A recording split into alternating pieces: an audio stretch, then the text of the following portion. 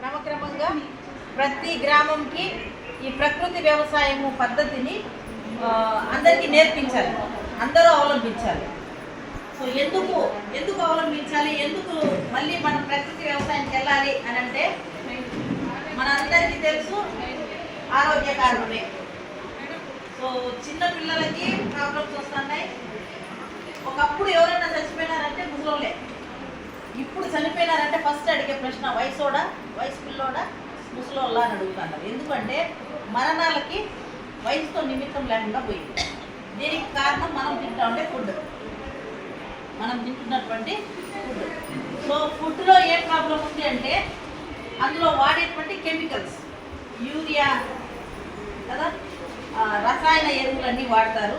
వాటి వలన అంటే పురుగులు చంపేదానికి ఉపయోగించేది విషమా కాదా? విషమేనా? ఓకే. సో పురుగులు చంపేదానికి వాడే విషం మనం తింటే మనల్ని చంపుతుందా చంపదా? పురుగులు వెంటనే చంపుతుంది, మనల్ని నిదానంగా చంపుతుంది. అర్థమైంది కదమ్మా?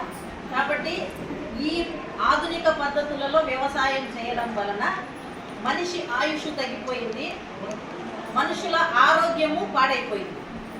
కాబట్టి మనము తప్పనిసరిగా ప్రకృతి వ్యవసాయానికి మారాలి.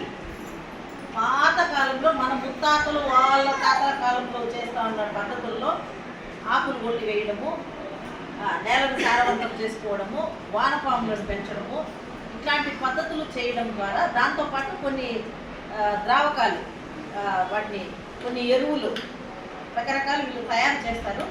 అవన్నీ అప్పుడు మనకి న్యాచురల్గా దొరికేవి ఇప్పుడు తయారు చేసి వేసుకోవాల్సి వస్తాం.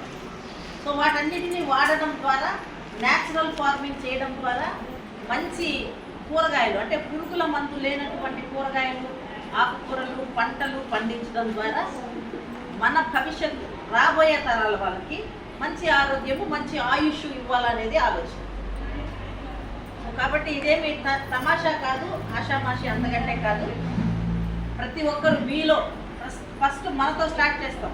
మనకు భూమి ఉందా, మనకు ల్యాండ్ ఉందా, 1 ఎకరా ఉందా? ఇంట్లో వాళ్ళు ఒప్పుకోరు చాలా వరకు. ఎందుకంటే ప్రకృతి వ్యవసాయము మొదట స్టార్ట్ చేస్తే ఫస్ట్ సంవత్సరంలోనే ఈల్డింగ్ ఎక్కువ రాదు. అదే యూరియా వేస్తే, ఎరువు వేస్తే తక్కువ వస్తుంది పోయే కాలం, కానీ నిలిపే కాలం నిదానంగా వస్తుంది కదా.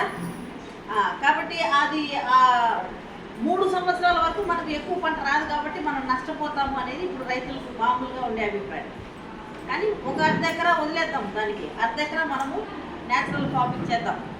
ఇది బాగా డెవలప్ అయిన తర్వాత, ఇందులో బాగా లాభాలు వచ్చిన తర్వాత మళ్ళీ మిగతా 1/2 ఎకరాని డెవలప్ చేద్దాం.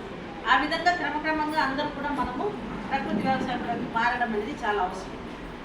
కాబట్టి ఈ పంచాయతీలన్నింటిలో కూడా, ఇప్పుడు వాళ్ళు చెప్పిన పంచాయతీలన్నింటిలో కూడా మీరందరూ యాక్టివ్ పార్టిసిపేషన్ తీసుకొని చక్కగా ప్రతి ఒక్కరు కూడా ఒక 1/2 ఎకరా మరి న్యాచురల్ ఫార్మింగ్కి తీసుకొని మనము ఒక బెస్ట్ మండలం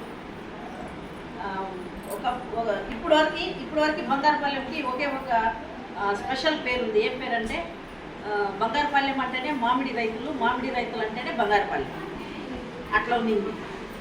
సో ఇక మీదట రాబోయే 3 ఏళ్లలో ప్రకృతి వ్యవసాయం అంటే బంగారుపాలెం అంటే ప్రకృతి వ్యవసాయం అనే పేరు రావాలి.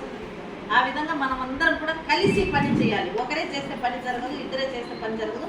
మనమందరం కలిసి ఆ దిశగా బంగారుపాలెం మండలాన్ని నడిపిద్దాం. Thank you. నా పేరు రూపు. నేను FPOకి APMగా పనిచేస్తున్నాను బంగారుపాలెం మండలం.